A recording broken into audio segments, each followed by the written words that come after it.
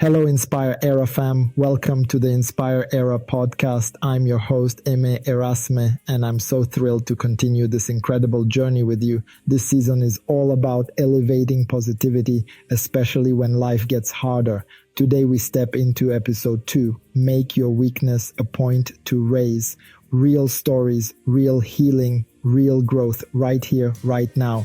Stay with me. This episode will be candid and practical. Let's begin. If this is your first time, a special welcome. If you're back, thank you. Let us rise together. Let me be honest, every one of us has a weakness. No one is exempt from this human condition. It might be physical, a limitation we've carried since birth. It could be emotional, a sensitivity that makes the world feel overwhelming. Perhaps it's mental, a struggle with anxiety, or spiritual, a persistent doubt that clouds our faith.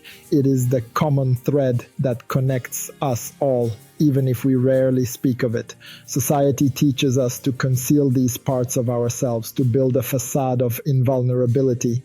Our digital world, with its endless scroll of perfect moments, only intensifies this pressure. We curate our lives to show only the highlights, the successes.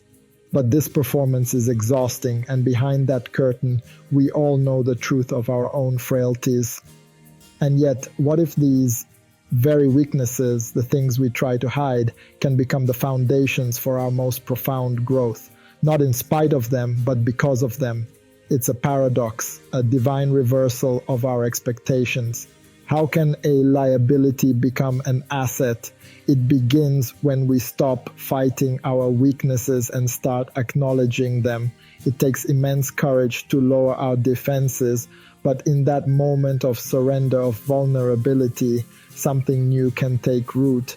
Like a kintsugi bowl where gold mends the broken pieces, our character becomes more beautiful, not by hiding the cracks, but by highlighting them.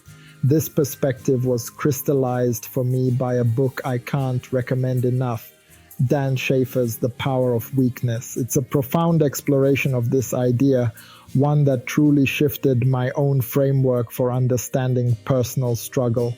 Schaefer explains that our human limitations aren't obstacles to God's work. They are the very arenas, the chosen stages, in which His power is most clearly displayed. The world says power is about being self-sufficient and strong. We're told to fake it till you make it. But Schaefer, drawing from scripture, presents a radical alternative. True spiritual power is made perfect or completed, right in the middle of our acknowledged inadequacy. He anchors this in the life of the Apostle Paul, who wrote about his own persistent struggle, a thorn in the flesh. We don't know what it was, but it caused him great distress. 3 times he pleaded with God to take it away, but the answer he received wasn't healing, it was a revelation. God told him, as recorded in 2 Corinthians 12:9, "My grace is sufficient for you, for my power is made perfect in weakness." In response, Paul didn't despair. He made a revolutionary choice, declaring, "Therefore I will boast all the more gladly of my weaknesses, so that the power of Christ may rest upon me."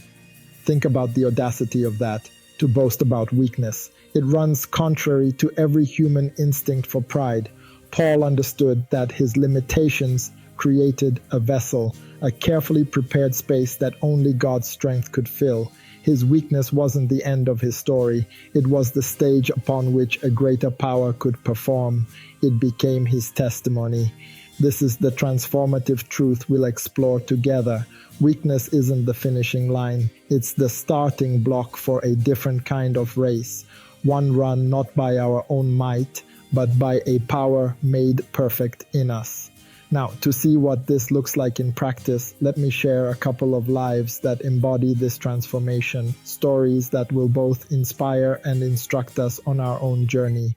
Take Nick Vujicic, born without arms or legs, a man who faced depression and bullying, even thoughts of ending his life. From those deepest lows, Nick found a platform and became one of the world's most inspiring speakers. His weakness, what many called a limitation, became his message of hope and authenticity. He turned pain into purpose, and in doing so, he empowered millions. You don't need to hide what you think is a flaw. It might be exactly the bridge someone else needs. Weakness becomes relatability. Relatability becomes connection. We'll revisit Nick in a future episode to dig deeper. But for now, let his life remind you your story matters. Keep that in your heart as we move to our next example. Flip the page. Temple Grandin used what many called a weakness, autism, as a unique strength.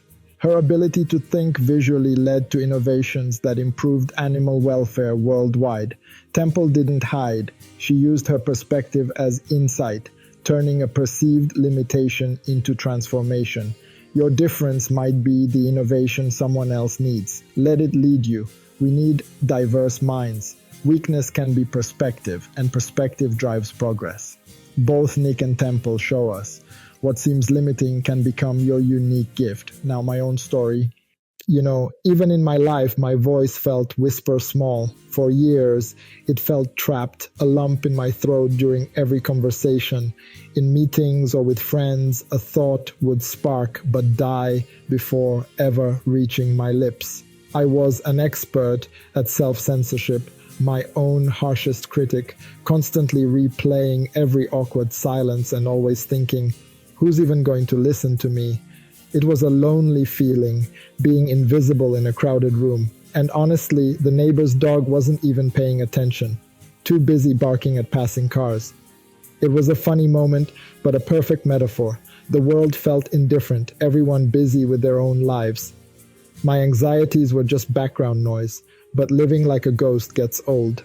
The exhaustion of self-doubt finally outweighed the fear of being seen. It wasn't a sudden flash of courage, but a slow burn of frustration. That doubt became my drive. The inner critic that always said, "You can't do this," started to sound repetitive and boring. A new, quieter voice answered back, turning "you can't do this" into "oh yeah, watch me." I decided I'd rather try and fail than live with the regret of never trying at all. Inspire Era was born from that decision, from nervousness, awkwardness, and 1,000 tiny steps. It was me in my room late at night, recording on a cheap microphone, fumbling through takes.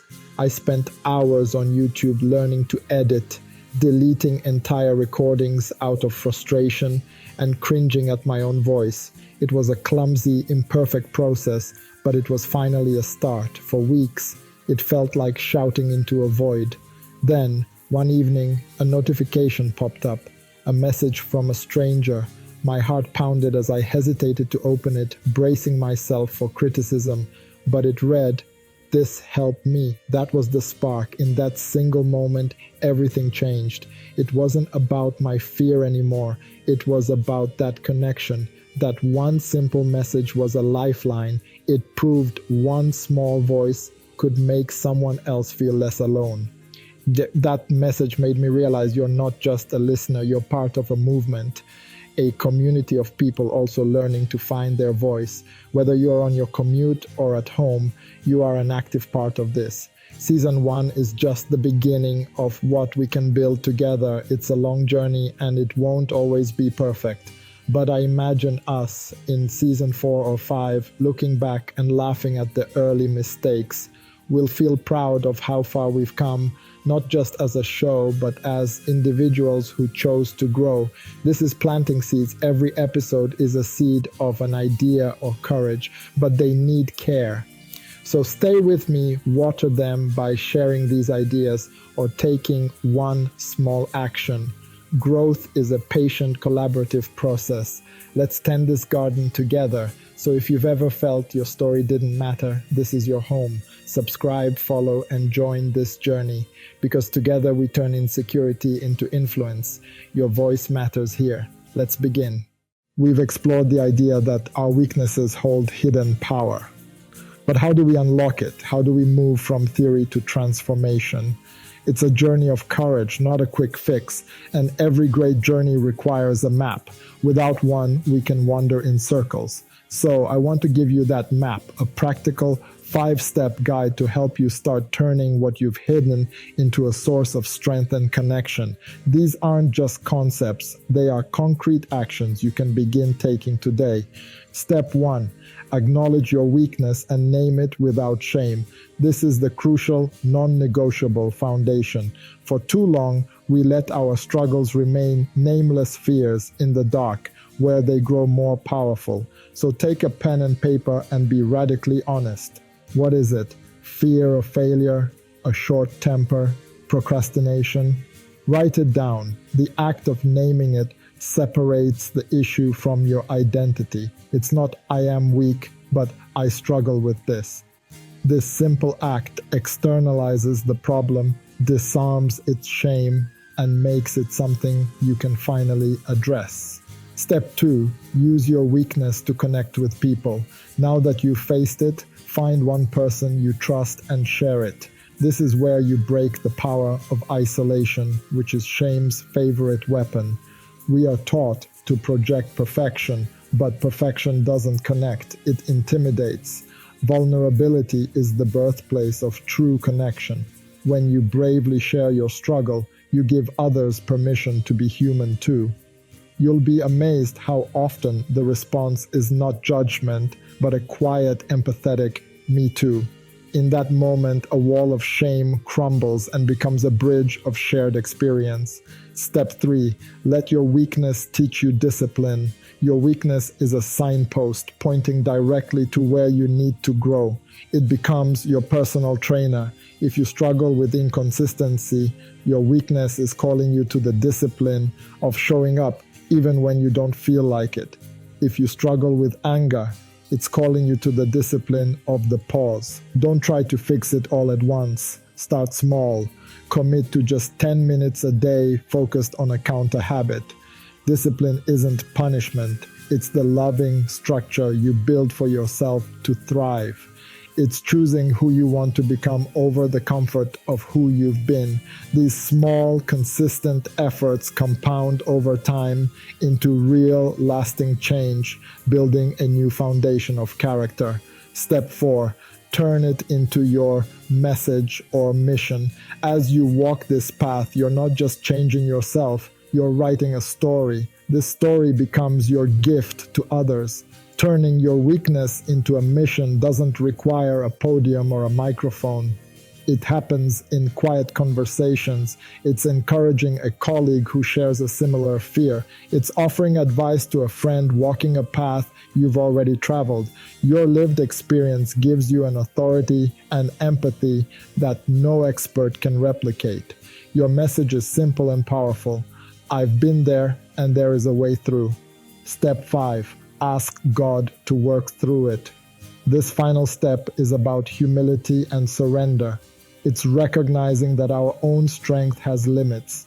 There is a profound spiritual truth that God's power is made perfect in our weakness. This isn't about giving up, it's about partnering up. You invite a power greater than yourself into your struggle. You continue to do the work, the writing, the sharing, the discipline, but now with a reliance on grace. The most powerful prayer is often the most simple. God, I can't do this alone. I need your help. This surrender opens the door to a strength beyond your own. So acknowledge, connect, build discipline, share your mission, and invite grace. These 5 steps are your guide. It's a cycle, not a one-time fix. You'll revisit them again. I challenge you right now. Pause this video, take 2 minutes, write down one weakness and name it. This first step is just for you. It's the start of the real work. Start small, but start today. Let this be your doorway to growth. Your truth, your journey has the power to be someone else's turning point. We are stronger together. Remember, weakness is not the end, it's a beginning. We named it, we connected with it, we disciplined around it, we made it a mission, and we invited God into it. Join the Inspire Era community on Spotify, YouTube, Instagram, or visit inspireera.w for resources. If you have a story to share, reach out. We want your voice in this generational era. You exist on purpose. Your life is not a mistake. Stay resilient. Born to your purpose, and remember, weakness is the beginning of powerful transformation. Thank you for being part of the Inspire Era podcast. Follow, subscribe, and I'll see you in the next episode. Good night and keep showing up.